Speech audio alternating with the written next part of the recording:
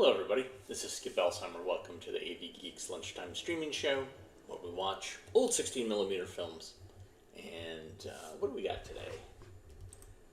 A variety of different things. The scanner's still misbehaving, and I ultimately don't think it's a scanner. I think that there is something going on with the capture box, that it's maybe freaking out something.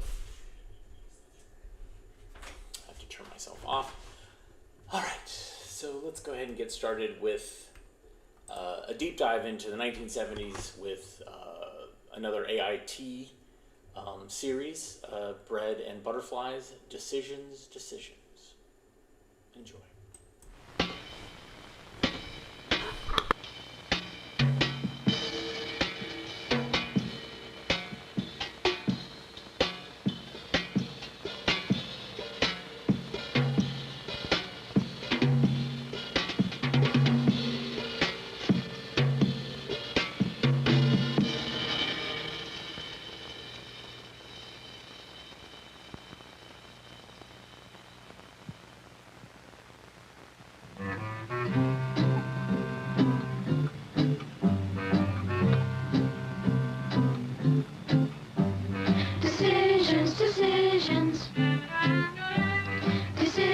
Decisions. Everybody's gotta do it. You gotta think through and through it. Before you make up your mind, decide to be kind. Pretty soon you'll see a sign. Then everything's fine. Then everything's fine. You can worry about your problems, or put your mind to work and solve them. You can talk to a friend, or maybe an next of kin, but remember in the end, you decide who's a win. You decide who's a win.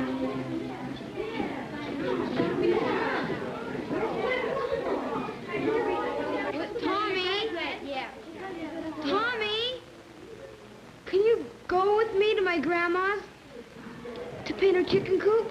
You gotta be kidding, Chapman. You ain't gonna go with him, are you?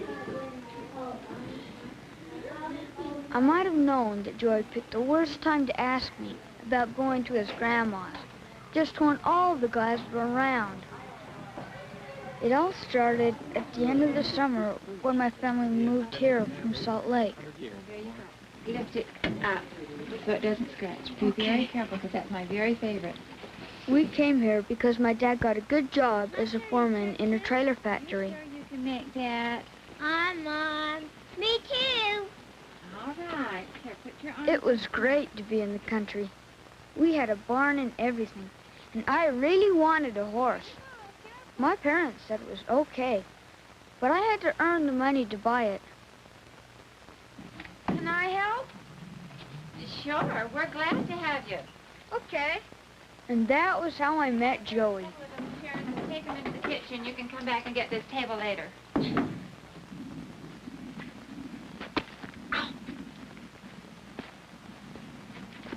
Here it comes. Oh, come on. Pass it.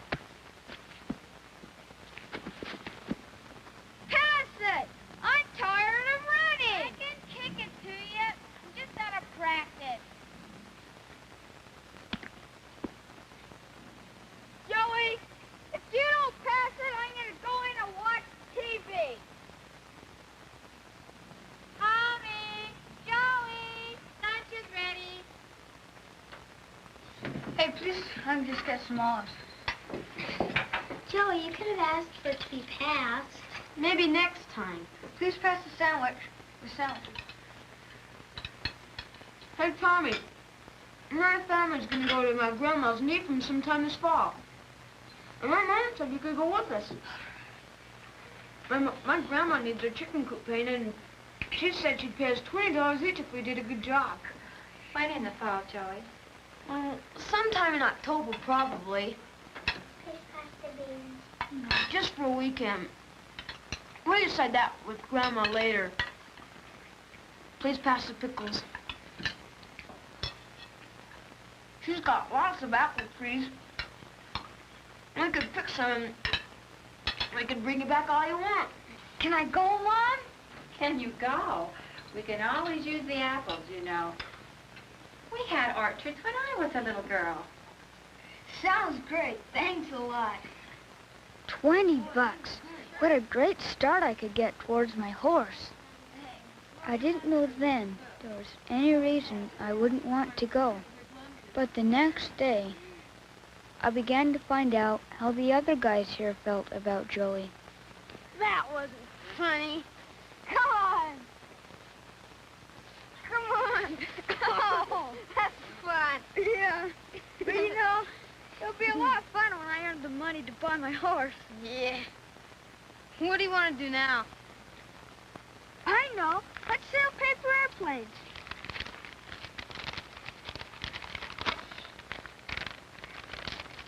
I've never seen it made that way before. Yeah. Well, these things really fly high. Can I throw it? Sure. Throw it hard. Hey, stupid! Try and spook my horse! Do you know those guys, Joey? Yeah, but I don't like him much. Why not? Hey, that's right about that kid up there. Don't be Joey! You're like those other guys. Dumb. I don't care what you say.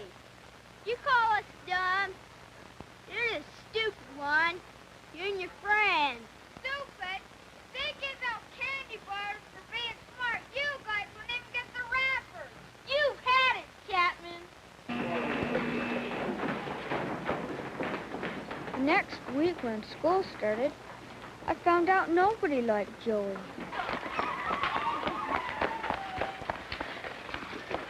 out, Randy!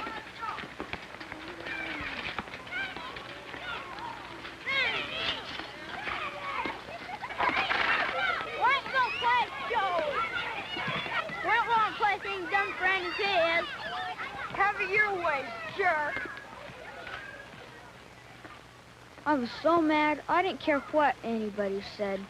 For a while, I just played with Joey. I didn't want to make friends with jerks who made fun of people.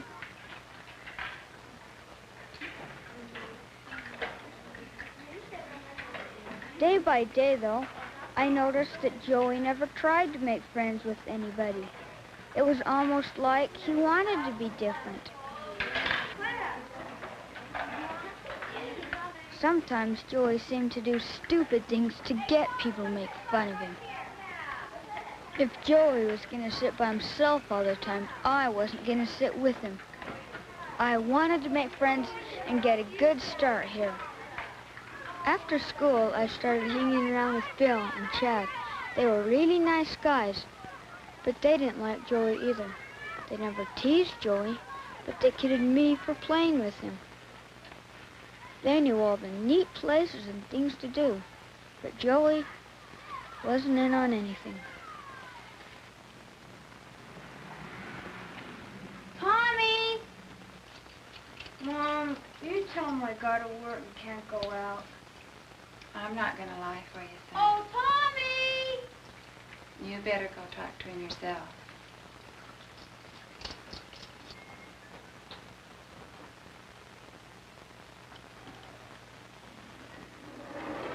Can you play, Tommy? I don't feel very good.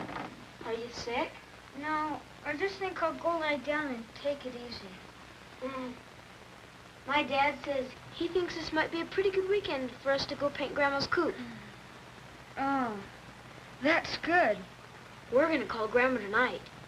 You can go, can't you? I don't know. I'll have to go talk it over with Mom and Dad. Sure you don't feel good enough to play?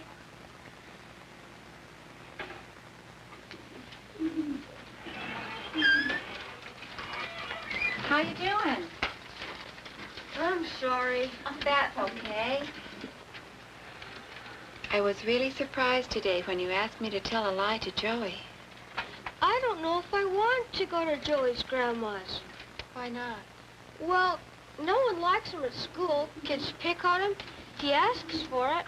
He doesn't try to make friends with anybody, and he does dumb things. Well, what would happen if you go paint with him? Well, it's just the way the guys will feel. I was just starting to make some new friends and, well... Tommy, if it's the apples you're worried about, please don't.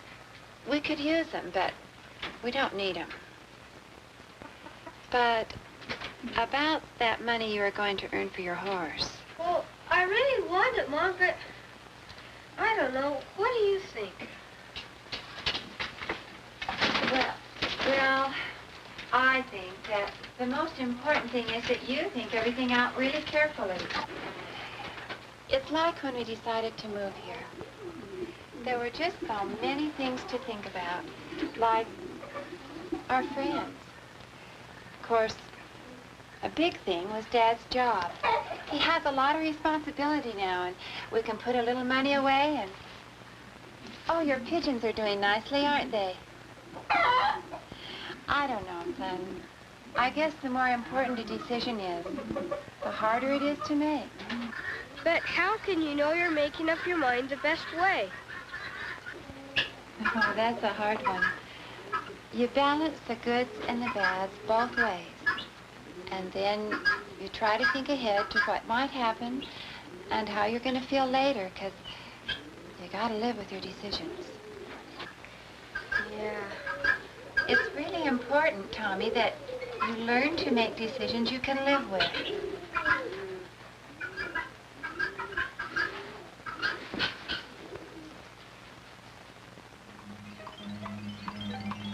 I laid awake thinking about what would happen if I went to Joey's grandma's and did the painting. Tommy's got paint on his face! Tommy's got paint on his face!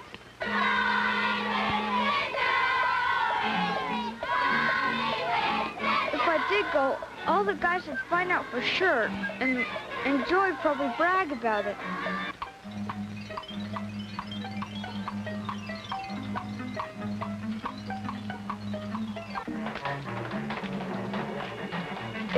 If I went with Joey and got the money, I'd have to be his friend. Maybe the other guys would never really like me. Anyway, it'd be a long time.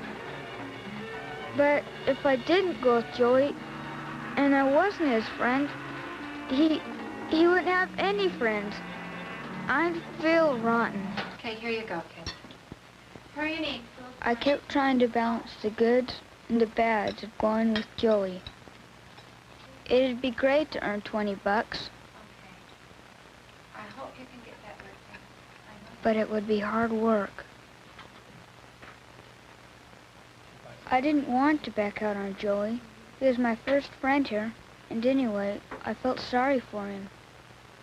But if I went, it'd be harder to make friends with guys who were more fun.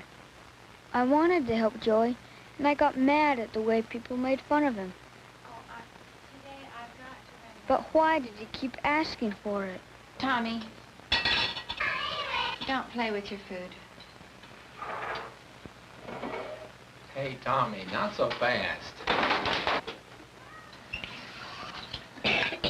Mom told me about your problem, the decision you have to make. It's a tough one. Do you want to talk about it? No, I guess not. Stephanie, please pass me the towels.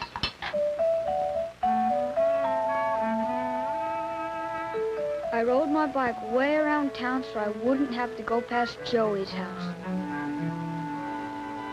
I guess I thought if I just didn't see him, he wouldn't ask me to go, and I wouldn't have to decide. It was the first time since school started that so many of the guys were so friendly to me.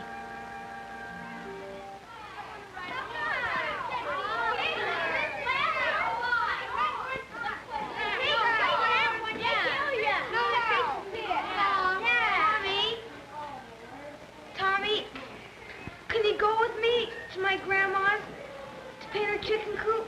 Paint her chicken coop. Paint her chicken coop. Paint her chicken coop. Paint her chicken coop.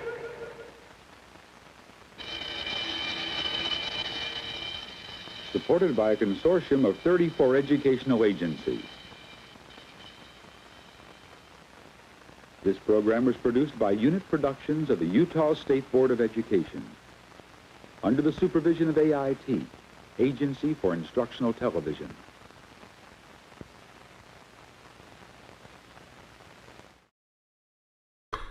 Of course they're not going to give you the answer.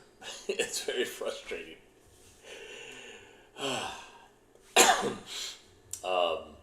Yeah.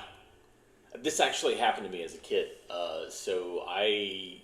We moved from Ohio to somewhere, basically this place, New London, North Carolina, which was kind of rural North Carolina, and then we moved to Albemarle. So I was in 3 different 4th grades, which is not what I recommend as far as social development.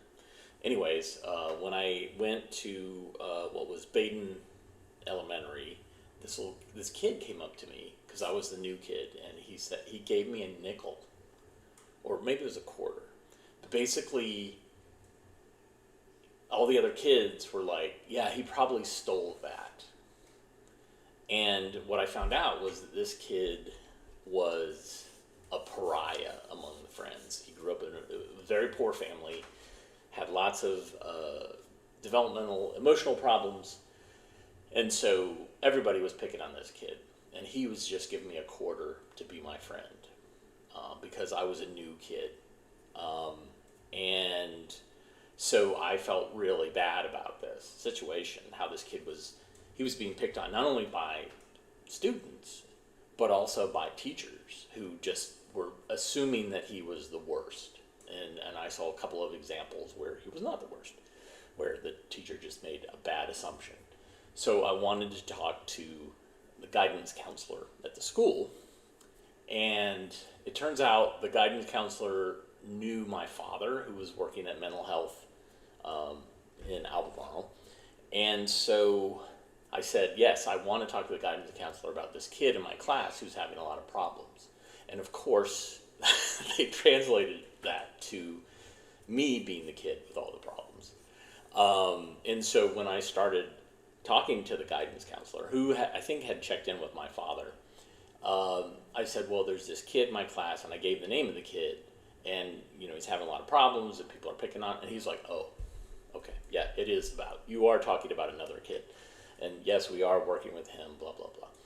So anyways, this whole idea of like being the new kid and someone kind of saddling up next to you and trying to be your friend because nobody else likes him, that hits hard for me. And I guess I was a very emotive child. I was very much aware of what was happening and the sense of what was not fair. And I found that kid later on Facebook and friended him, but we have since lost communication.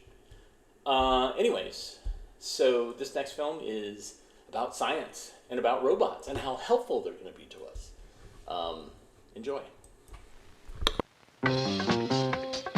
South Carolina is beautiful, and South Carolina Electric and Gas is working to keep it that way while ensuring a ready supply of electricity for today's needs.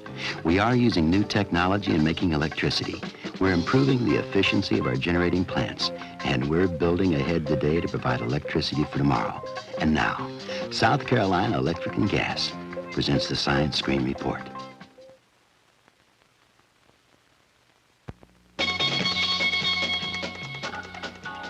The Science Screen Report. Developments in science, engineering, and medicine that help solve the problems of modern life.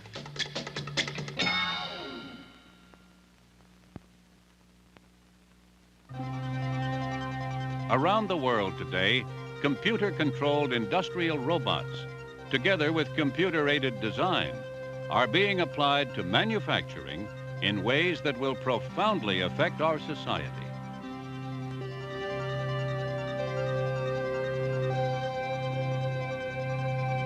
Benefits include safer working conditions, higher quality products, and more efficient use of resources.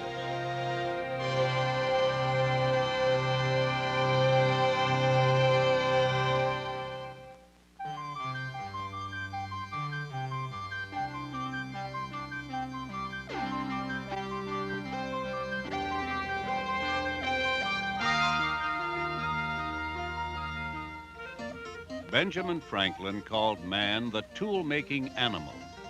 Until 2 centuries ago, the tools were relatively simple, and nearly all were made by hand, one at a time.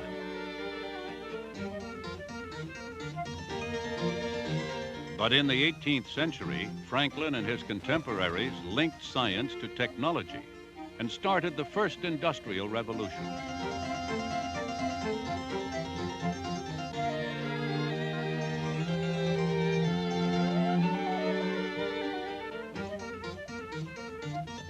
Power and dexterity were transferred from man to machine.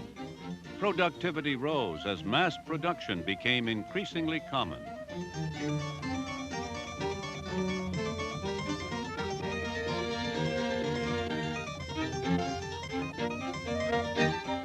But not everything can be mass-produced. In fact, most manufactured goods are made in batches of 50 or less. So what has long been needed are new production techniques for batch manufacturing jobs. These production techniques, a new phase of the Industrial Revolution, are now available thanks to the development of industrial robots. In general, such industrial robots are computer-controlled machines which monitor the quality of their work and are easily programmed to do a variety of tasks.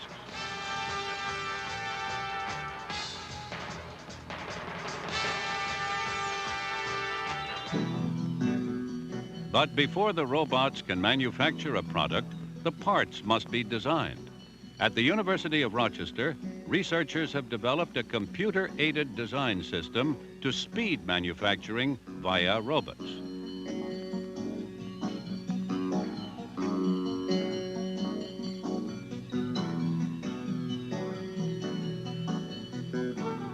These are the parts of a commercial vacuum pump. Formerly, before such a pump could be manufactured, the parts were designed and redesigned, then used to build prototypes. Eventually, the designs were refined sufficiently to be used to set up the batch manufacturing system.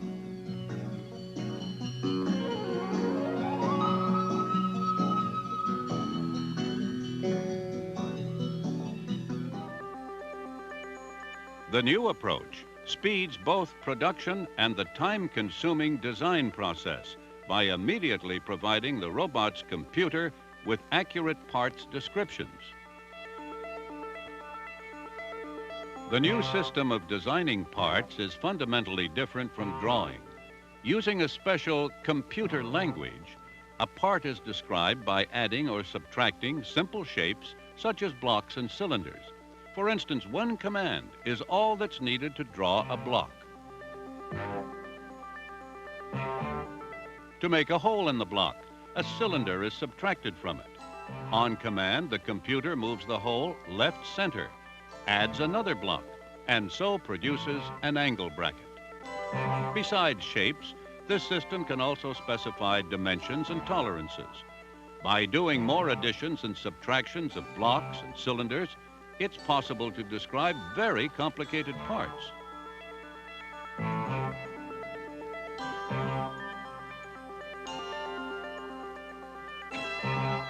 Most important, descriptions given this way are complete, concise, and ideally suited to manufacturing systems that use robots. In most batch manufacturing, assembly and inspection still require human hands, eyes, and minds. A dull job that calls for intense attention. This is work ideally suited to industrial robots.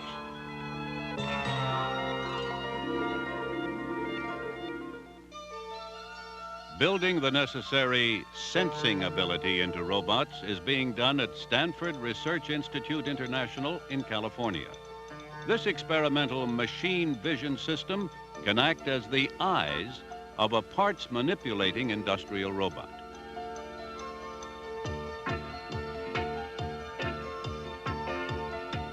First, a programmer shows each part from several directions to a TV camera linked to the robot's computer brain. The computer extracts and stores the major features of each part's shape. Later, presented with a part, the computer compares it with those in its memory. until it recognizes it. Soon, this system may enable robots to identify, inspect, and assemble parts into products automatically. Here, a similar machine vision system enables a robot to install a cover plate on a small engine, atop a computer-controlled movable table. The TV camera determines the proper position for the engine and bolt holes, then lines them up for the job. Meanwhile, the robot picks up a pneumatic wrench, gets a bolt from an automatic feeder, and starts the assembly. After each bolt goes in, camera and computer check that it's properly installed, then line up the next bolt hole.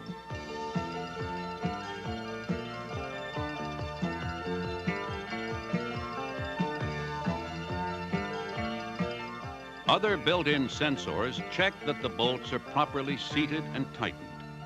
Such sensory intelligence systems already show high efficiency and adaptability. Ideally, batch manufacturing robots should be able to do all kinds of assembly work, knowing how and when to apply each different skill: welding, drilling, fitting together. One robot control program designed to accomplish this is called hierarchical control, developed by the National Bureau of Standards. Hierarchical control involves breaking down a job into a hierarchy of tasks, single motions which make up larger actions which lead to the basic goal. The robot is first taught the single motions or joint positions. Teaching the joint positions is tedious, but will only have to be done once. Following this, the joint positions are linked into larger actions via the single control lever.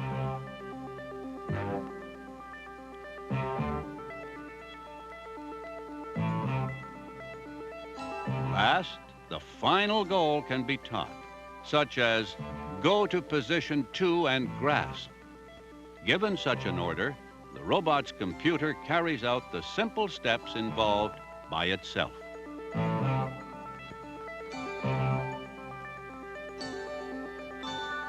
But always remember, the robot is just a machine. It cannot think nor deal with situations for which it has not been programmed. To help compensate for these limitations, the robot projects beams of infrared light. These allow it to detect an object, a process known as sensory feedback, as revealed by the oscilloscope pattern. In this demonstration, the robot has been taught to do block stacking, a task requiring a very short computer program. Now we have this robot connected up so it can talk.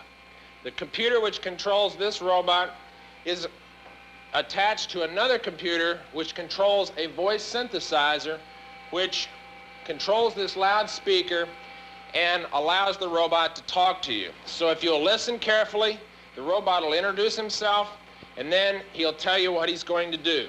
I am a robot. I have 6 joints. I will move 10 one at a time. Okay, that's one joint. It moves back and forth. Second joint, he moves up and down. Third joint, he reaches out there and grabs you by the nose. The fourth joint, the fifth joint, and the sixth joint. Now I will move all of the joints at the same time.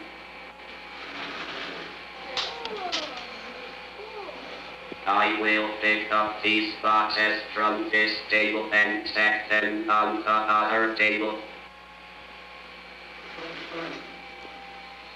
Okay, now even if this box is a little bit out of line there, the robot will sense it and move over and find it. I have found the box. Now I will pick it up.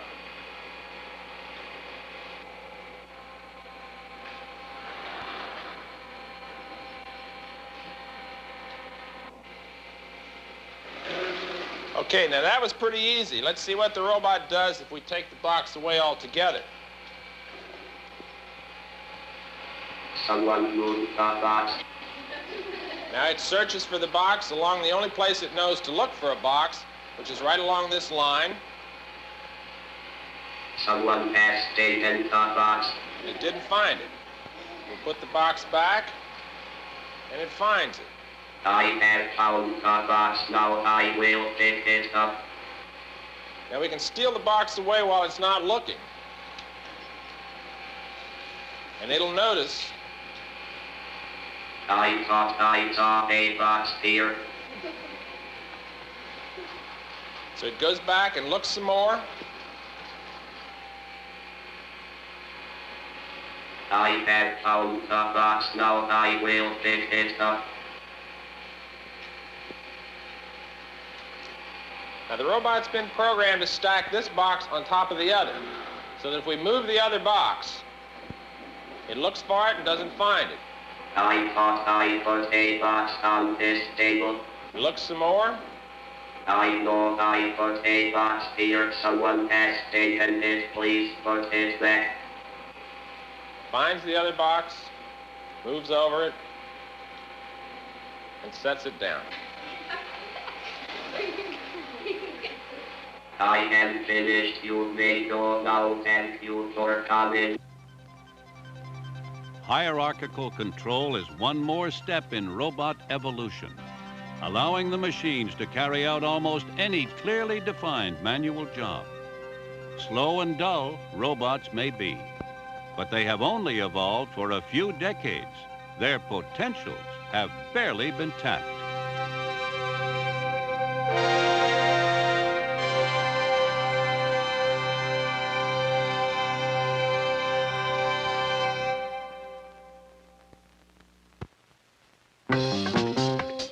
The Science Screen Report has been presented by South Carolina Electric and Gas Company, the company that is providing for today's electric needs while planning ahead for the future.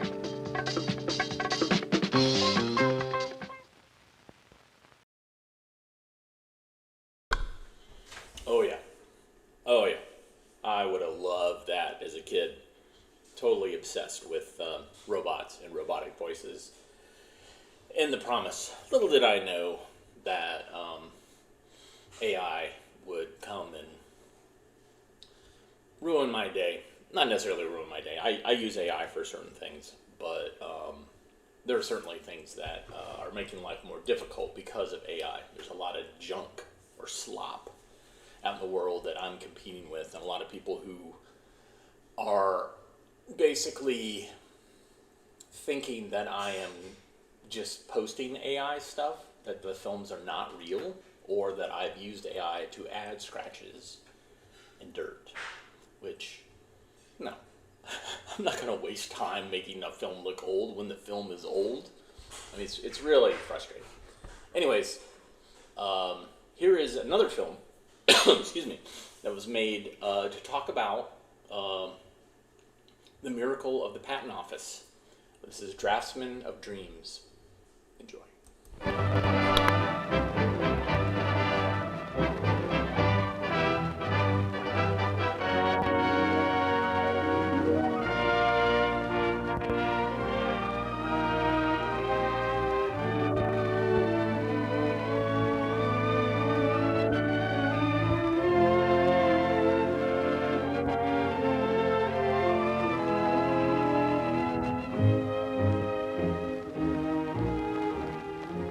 Washington, D.C., capital of the United States, there is a large granite building little different from those nearby. But to this building, men bring their dreams. They store their hopes in this huge stone vault. For behind this pillared facade is the United States Patent Office.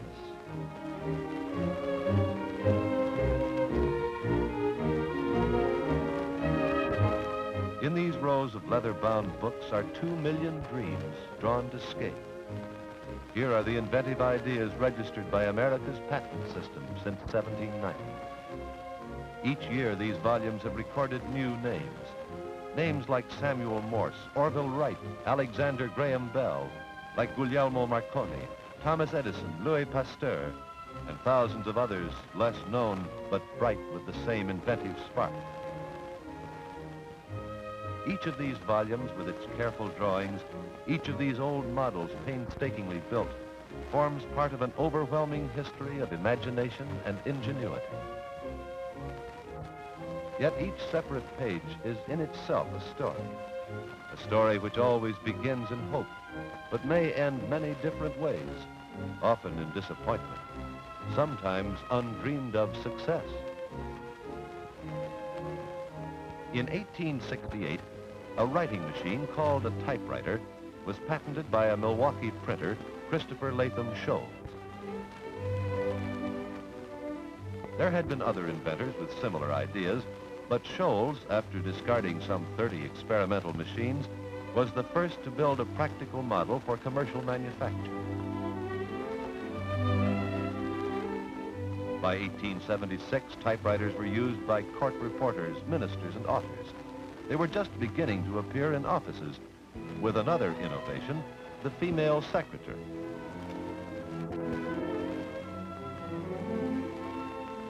At first, people thought typewritten letters reflected on their ability to read, and they worried that the female mind would break down under office strain. But before long, the typewriter had proved indispensable, and women had won a permanent place in business.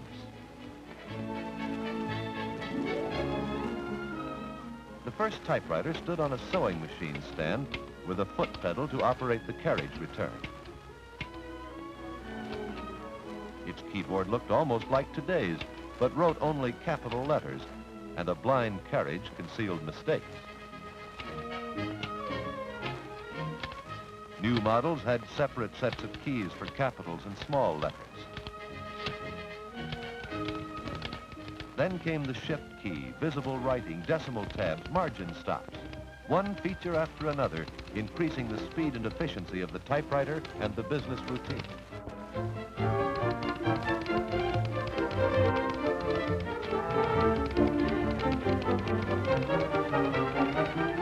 Today, the perseverance of Christopher Sholes is applauded daily by constant clacking in every office building in the world. Inventive genius has no national boundaries. Great minds everywhere have always inspired each other. In 1887, George Eastman patented a camera, but the story of his invention begins in Paris over 40 years before, where a French painter, Louis-Jacques Daguerre, perfected the daguerreotype. For years, men in many countries had experimented with sensitive surfaces, with lenses and fixing solutions, until in 1839, combining their research with his own, Daguerre gave the world its first unfading photograph. Posing for one of these new pictures was a long, uncomfortable performance, and there was no negative from which copies could be made.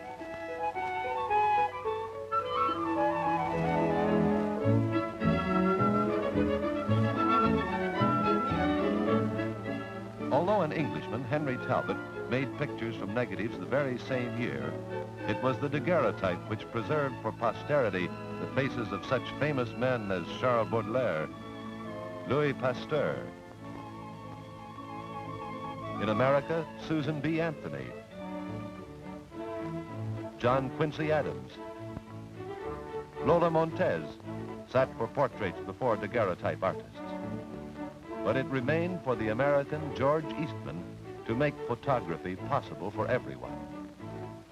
In 1888, Eastman replaced the clumsy collodion wet plate process with rolled film and the simple box camera. The first Eastman Kodak took circular photos and was loaded at the factory for 100 exposures.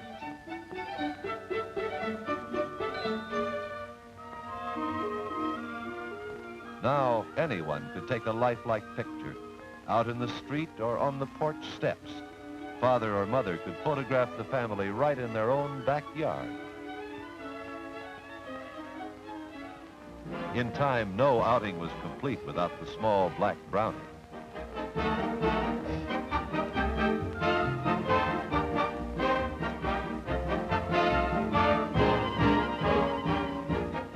With a camera, 1 or 2 seconds of each good time could be caught on film and brought home.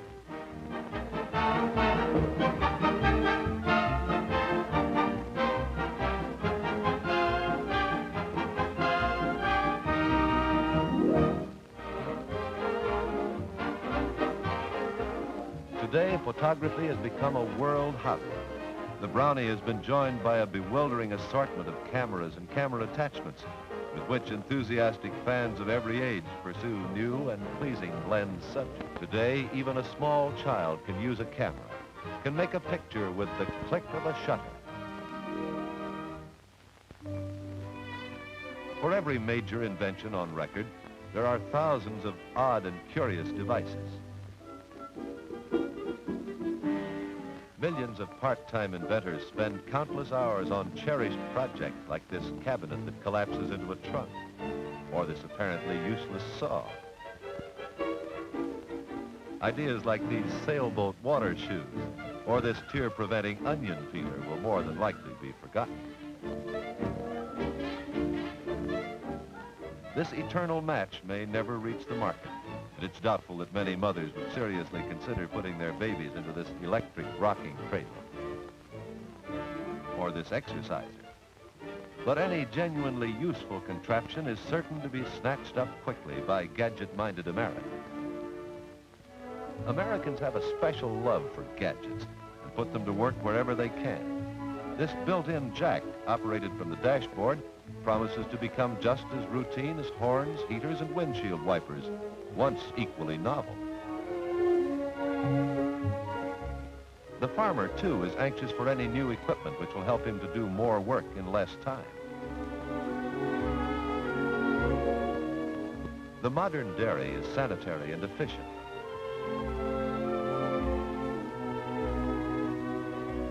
Milking machines, cream separators, pasteurizers, and coolers guarantee that fresh, pure products will reach the consumer.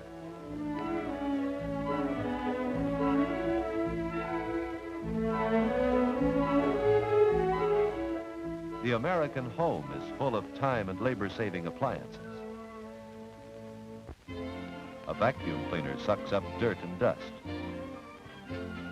An electric stove makes cooking more pleasant and more precise. And once food is in the oven, there's no clock watching. This oven and range clock can be set to turn off the heat automatically as soon as dinner's ready. Inventions like the washing machine take the drudgery out of housework. They shorten the housewife's labor, add to her leisure. And the most unexpected service can be exacted from modern mechanisms. A push button can be made to raise a Venetian blind. Or, with the twist of a wall panel, to serve lunch.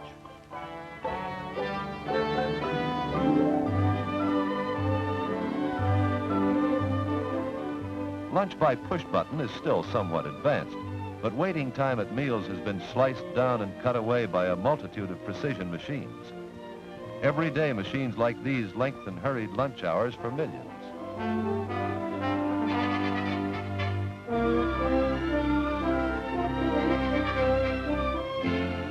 Today, when a waitress with an armful of trays approaches the kitchen, an electric eye opens the door as if by magic.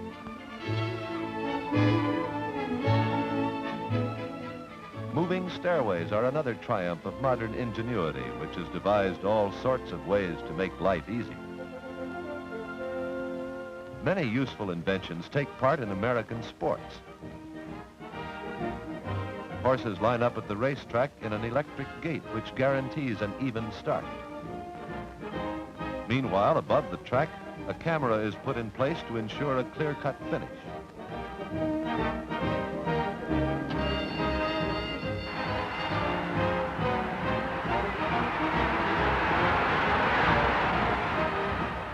The electric starting gate and the racetrack camera enforce fair play. At the end of the race, there can be no dispute as to the winner. Many baseball clubs use an automatic pitcher as a tireless training machine for big league batters.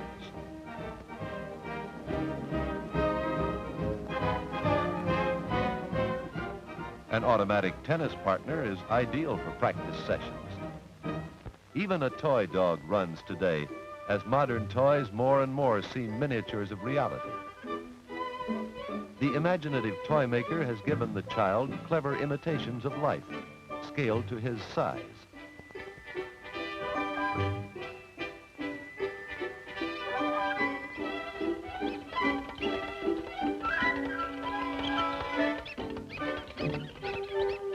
Some toys display considerable inventiveness.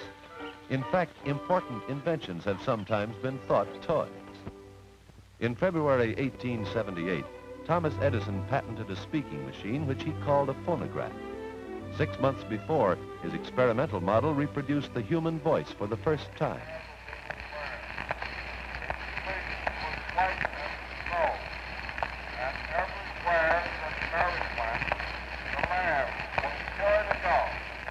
At first, many dismissed Edison's invention as another rasping little toy. But by 1910, the possibilities of this amazing machine began to be appreciated. The fragile tinfoil cylinder had been replaced with a wax disc, and the hand crank by a spring motor wound only at intervals. For the first time, great artistry could be preserved for future generations. The quality of recordings was still poor, but now world-famous musicians could be heard in any living room.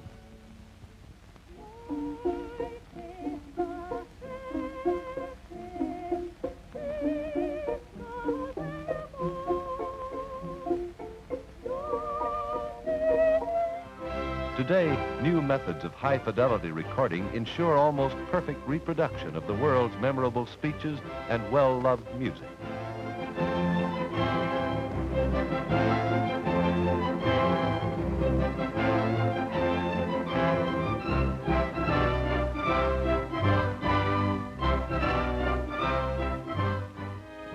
Thomas Edison was to invent the electric light and the motion picture camera, to receive 1,100 patents in all.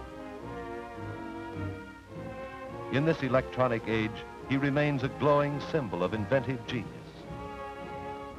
Edison and men like him, combining vision with courage and insight with perseverance, have created our modern age. An age so complex that giant calculators behind mosaics of blinking lights are required to solve the staggering mathematical problems posed by science.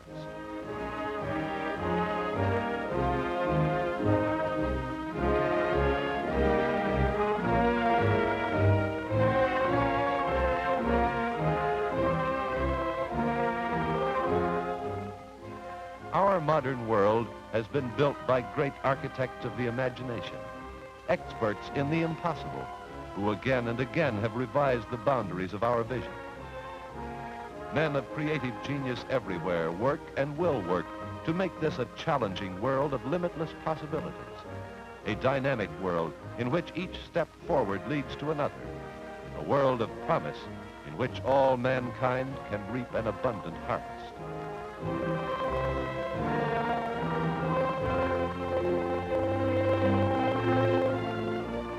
The faraway look in the eyes of a small boy may be an idle daydream, but just perhaps the first adventurous flight of a young imagination.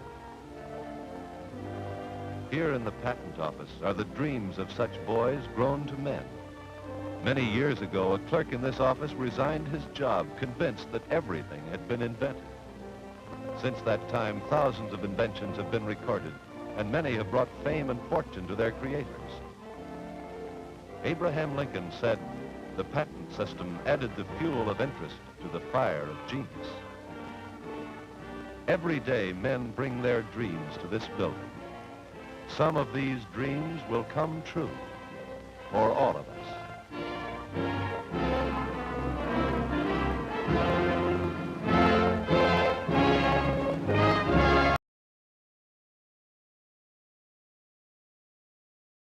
Yeah, so that film was super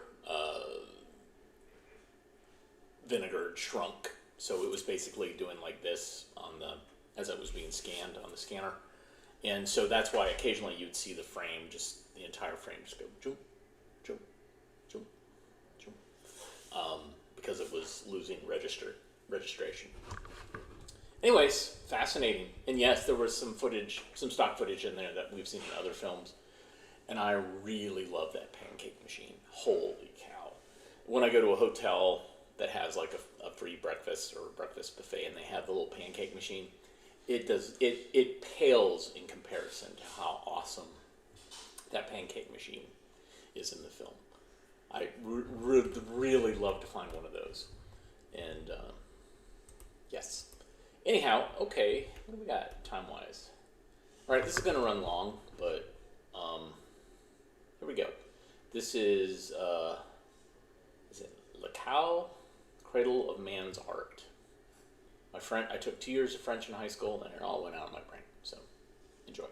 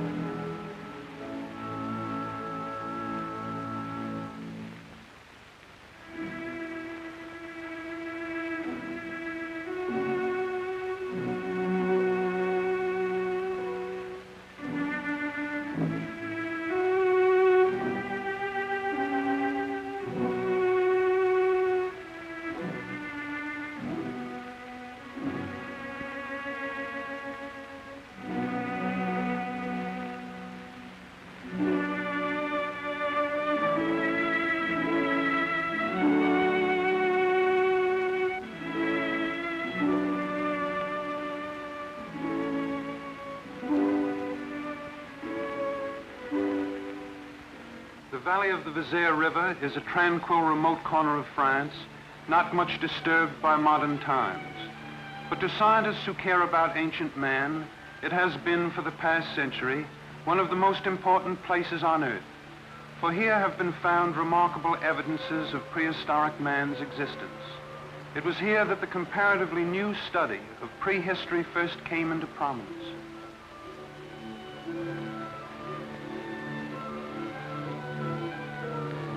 In the valleys and along the ridges, man once hunted the wild animals which were the chief source of his food and clothing.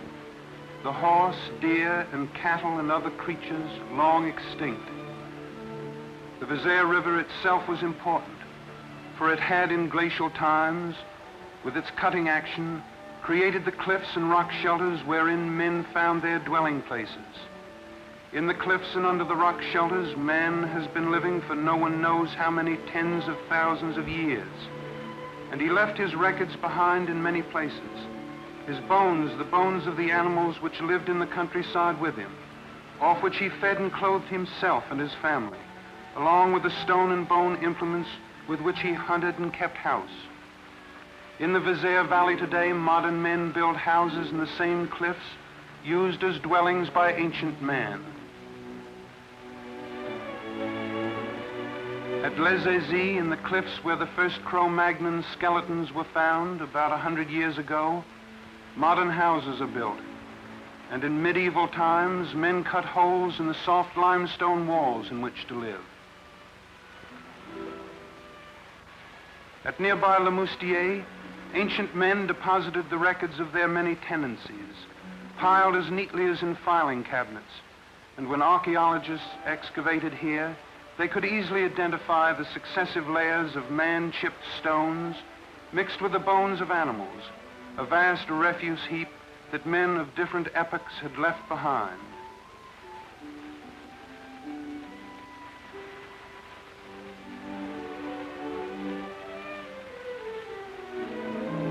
chart tells the names which have been given to the different periods. Aurignacian, Perigordian, Mousterian, and Acheulean.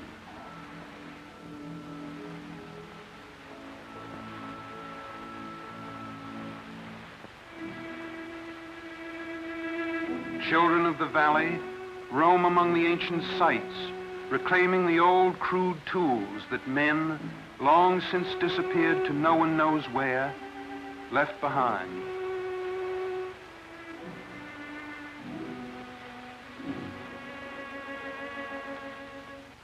The day that Marcel and Ravidar stumbled into the cave, since called Lascaux, was an important day in the history of man and his art. For the paintings they found had been neatly sealed from human sight for thousands of years. The boys had come in through a hole in the roof of the cave, caused by erosion of the hilltop, and though they searched for many days, they never located the original entrance, probably blocked off by some rock fall ages ago.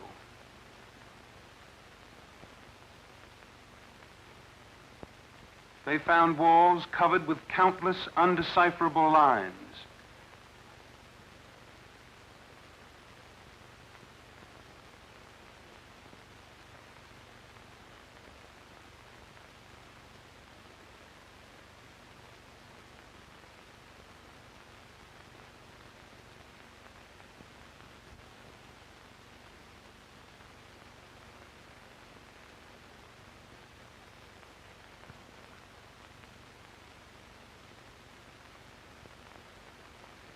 And on a ceiling, the vague forms of horses.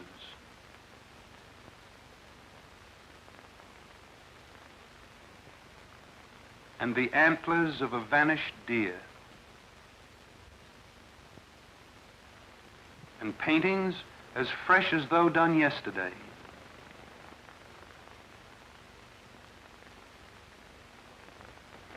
They saw where a natural formation of the cave wall had suggested the painting of a bull. And here were 3 small deer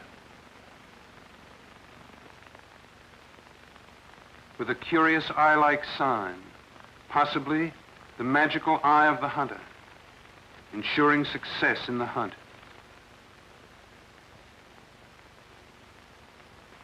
Nearby, they found this same symbol with other animals.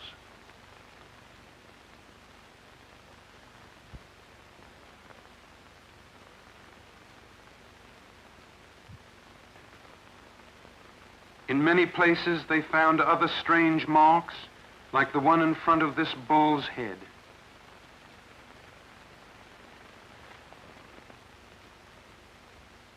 And in other places, series of dots, like those under this stag's head. 14, maybe the number of hunters. And here, a horse made mostly of dots.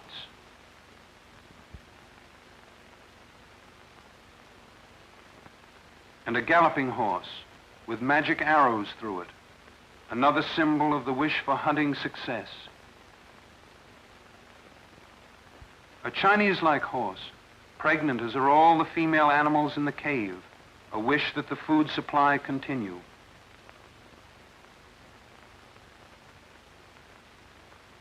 A strange, unknown creature.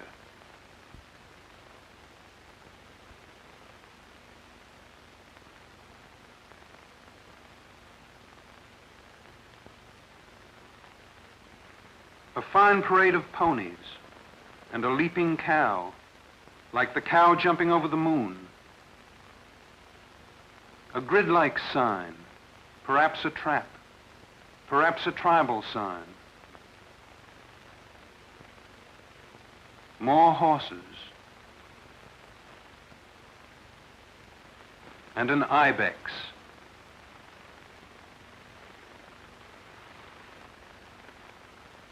Over 500 animals were found in the cave.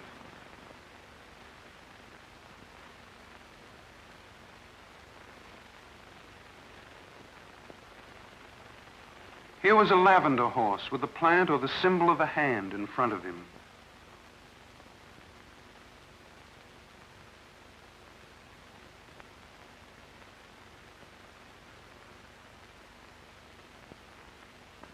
The horse falls upside down into a crevice. Does this denote danger?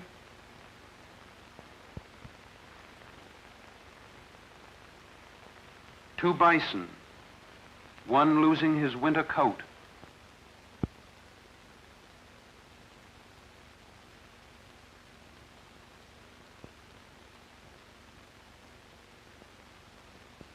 They came upon a most remarkable horse, his body shaded to indicate a third dimension, his head turned and foreshortened, his ears shown in a natural way.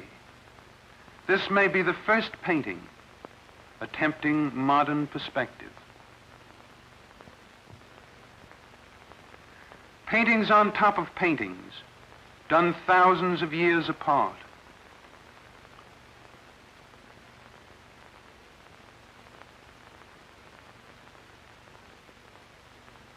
And on the walls, more symbols, crosses. And within the big black bull, a small red bull of an earlier period.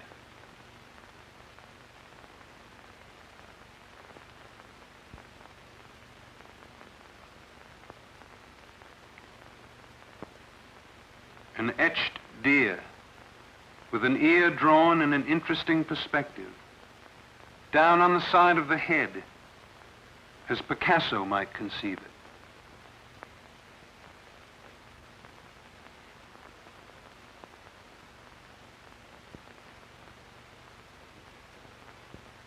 A herd of deer seemed to be swimming, a remarkably subtle composition.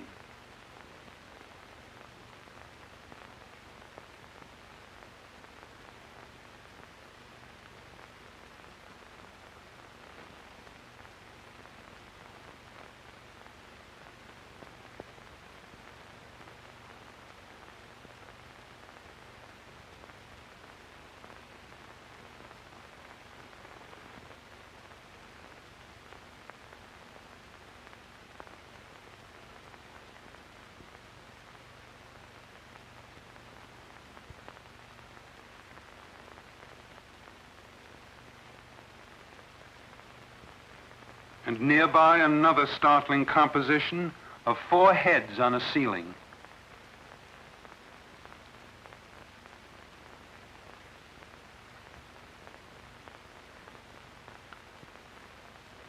They found a faded horse of a very early type and a bison of the same period.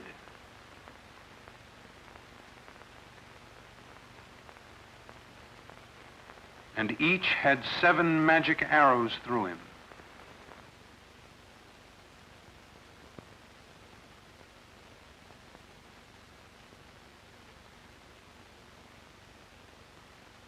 A horse with a long, fanciful head.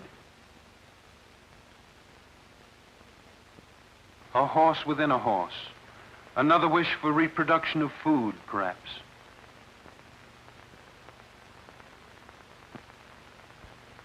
A black cow facing right covers the head of an earlier yellow horse facing left. The cow stands on a painting that looks modern and abstract. What is this? A clan sign? A tribal banner?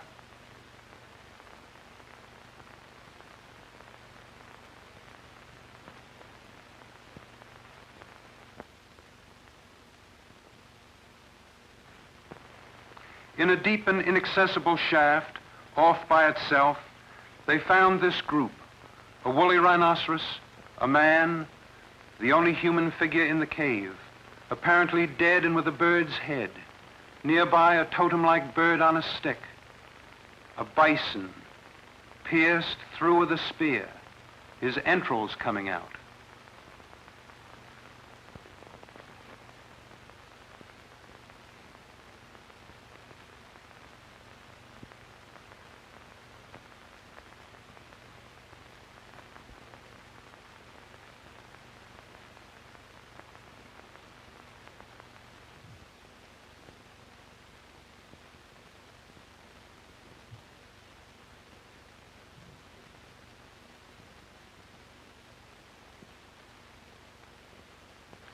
Of what ancient tragedy does this tell?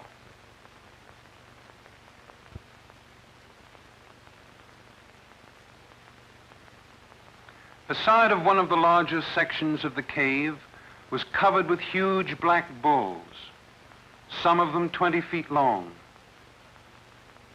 And worked in among them were other animals like these galloping ponies and this brown horse.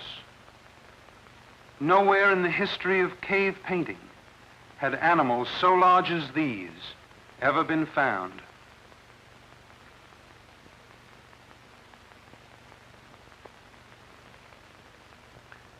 In the neck of a great bull was an exquisite little deer.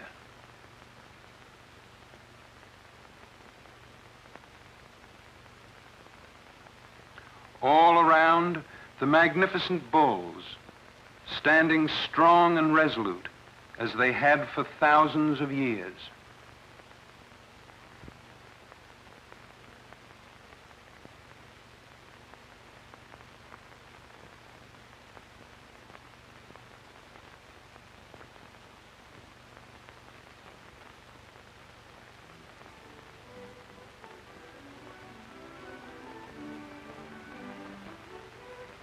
What had the boy's dog led them into that fateful day in 1940? Scholars think it was a temple devoted to securing through magic an abundance of food in those remote times when man was solely a hunter, before he had learned to raise crops or before he domesticated animals. When were these paintings made? Scientists say the newest about 12,000 years ago, and the oldest about 30,000. Here on the walls of Lascaux, in paintings, signs, and dots, are perhaps the beginning of man's religion, his writing, his mathematics, and his art. Surely it was a day filled with magic, too, that revealed to these two French boys such a deep glimpse into mankind's distant past.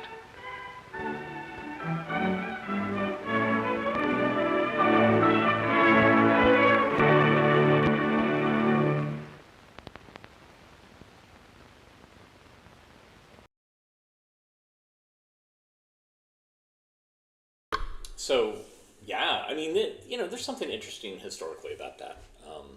The narration, he's trying to capture the interest of this discovery and trying to interpret what they see, but I'm sure there's lots of films like this. And also, I wouldn't be surprised if this footage was shot for another documentary, and they just repurposed it and recorded their own narration. International Film Bureau would do that sometimes. They would pull films from other countries and then re-record with permission English soundtracks. So thanks for watching today. I appreciate your eyeballs, and hey, if you're going to be in Whitesburg, Kentucky on Sunday, I'm doing a show there. I'm showing When Phones Were Dumb, and these are educational films about phones and how to use phones before there was a smartphone. So I'll talk more about that as we get closer. But I'm going to be, next week, I'm going to be consulting at Apple Shop, which is an archive that sustained severe flood damage, and kind of helping them try to get their in-house digitizing working, because they lost all their grants about this time last year.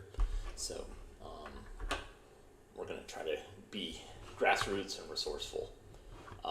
Anyways, it's great seeing everybody. If you like what you saw, hit a thumbs up.